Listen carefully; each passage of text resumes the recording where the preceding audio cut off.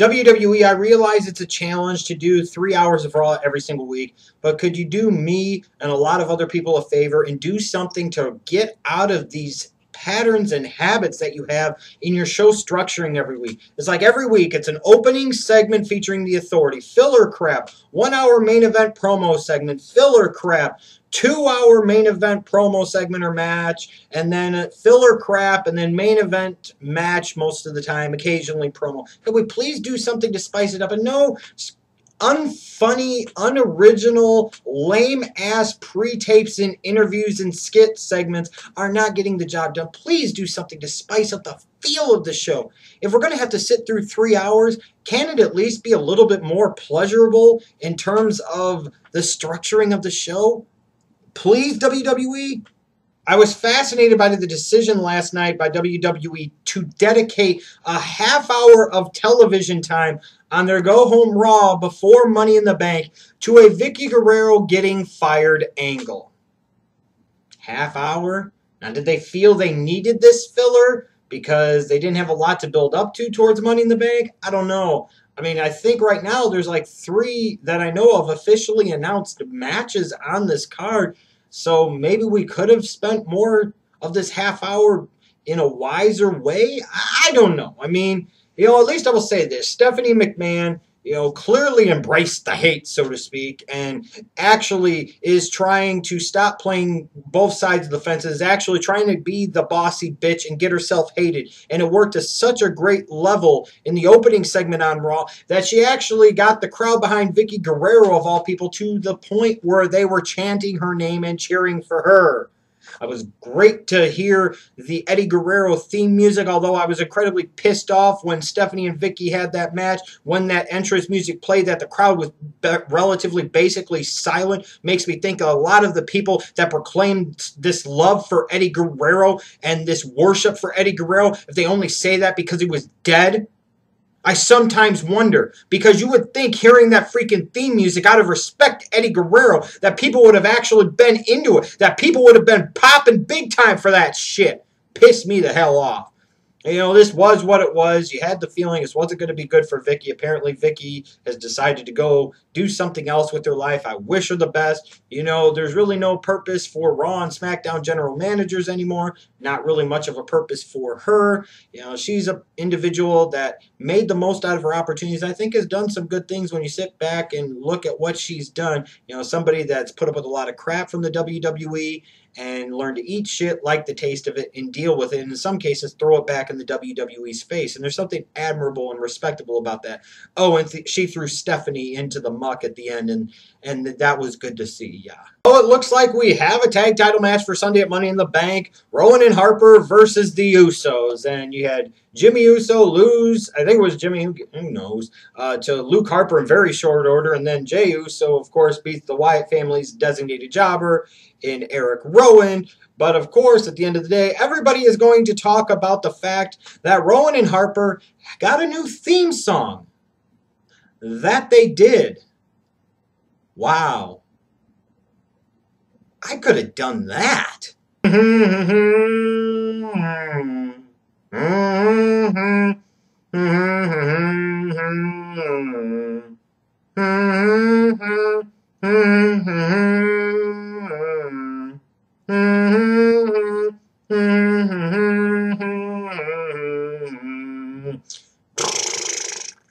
And for those of you that missed it, that's pretty much the extent of the new theme for Rowan and Harper.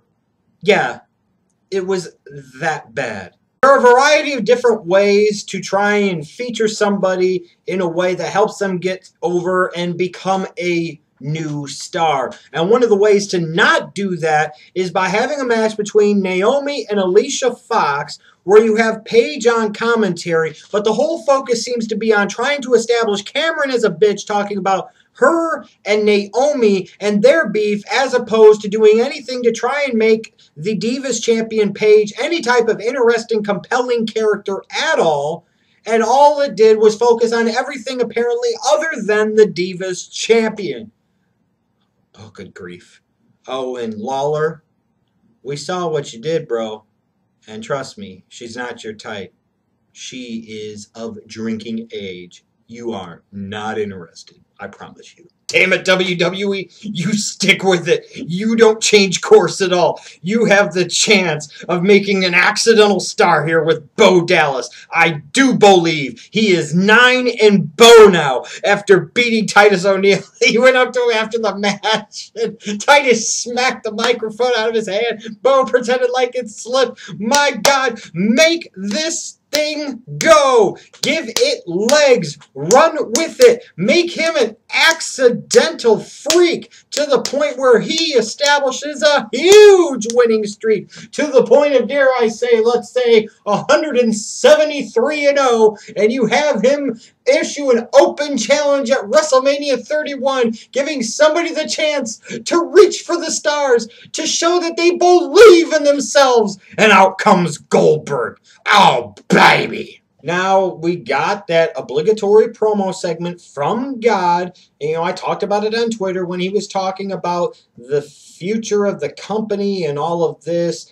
I thought he was actually talking about Triple H. And when the WWE showed the graphic, and they showed that Seth Rollins was in that traditional Money in the Bank contract ladder match, I thought they were going to have 5 Alex Rileys in the match, and somehow it just went awry and it didn't happen. And he made the announcement of who the other individuals were. Seth Rollins got the chance to come out and show off his test and edge-looking gear, whatever the hell you want to call it. RVD actually came out and made a funny or two. He must have got into that good ganja. He talking about fucking up Triple H's trachea and talking about how in 2005 Seth Rollins was asking his parents to stay up late so he could watch RVD. It's like, holy shit, this is one of the rare times in recent years that RVD's actually been entertaining.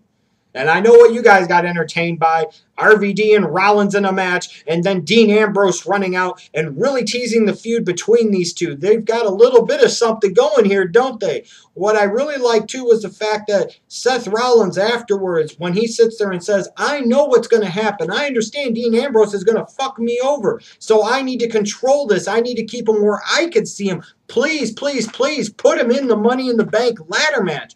I like that they had Seth Rollins be unafraid. I like that they made him look smart here. I like the fact that they made him look aggressive here, that he's not afraid. I love how this was done here. Since the Schleg Daddy doesn't have an appreciation for real professional wrestling, leave it to Marcus Smart to bring some wrestling credibility that is desperately needed to OTR Central. And my God, what a wrestling extravaganza we got on Raw. An Intercontinental Championship match between Dolph Ziggler and the champion Wade Barrett. This was easily 4 to 4.25 stars of pure quality mid-card title entertainment. This is the type of stuff that makes stars. This is the type of stuff that makes the mid-card titles mean something. This was a great match featuring 2 great competitors, one of course being greater, and that is Dolph Ziggler. He will, just because he came up a little bit short here, not to be stopped, he will go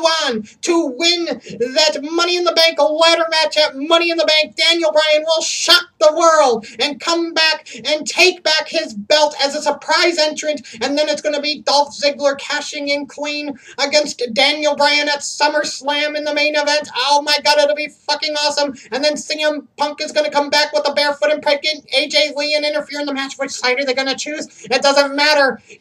Doesn't matter if this guy wins or that guy wins, because Marcus Smart wins and all of you win too. Why? Because Dolph Ziggler is one of the best motherfucker wrestlers in the world, and Daniel Bryan is the best motherfucker wrestler in the world. The Intercontinental title is the workhorse belt, and it was great to see it being spotlighted as a workhorse belt on this week's show. So Jack Swagger and Kofi Kingston are both in that traditional Money in the Bank ladder match this Sunday, and it's good to see that the budget cuts don't extend to Kofi Kingston's pyros at least, but it just wouldn't be the WWE, and it just wouldn't feel like a Raw if you didn't have Kofi Kingston doing the job to Jack Swagger here. And it also just wouldn't feel like Raw anymore if the WWE didn't have Damian Sandow go out and do something incredibly ridiculous and pointless and stupid that made him look like a joke character and a joke, period. Why? You're using him, this guy here, as a device to get to Big E and Rusev. Wow. Oh, and WWE, just a little bit of a piece of helpful advice. I know you were in DC, and I understand what you were trying to get at with Lana and Rusev and your little vignette you did with them in DC. But sitting there and having them blast the American government is a good way to get them over as baby faces in this country, not heels. If you were trying to go a nationalistic route and you were trying to get actual heel heat on them, don't have them talk about Congress and the president. That is going to get them roundly cheered. Just saying. So the main event for this week's show was a 4-on-3 tag match featuring all 7 participants, at least the announced participants, in that WWE World Heavyweight Championship ladder match at Money in the Bank. And I think myself, along with many others, were like, oh, God. I don't care. Just hurry up and get this over so that way I can say Raw is over.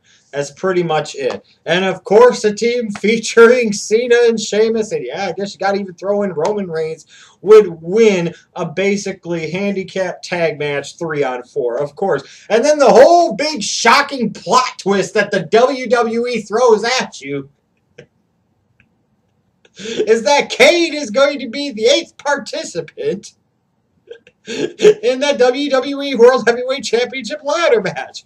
If this was 2000 or 2001, this would be a shocking great moment. Unfortunately, it is 2014 with old and out of shape Kane. We don't fucking care.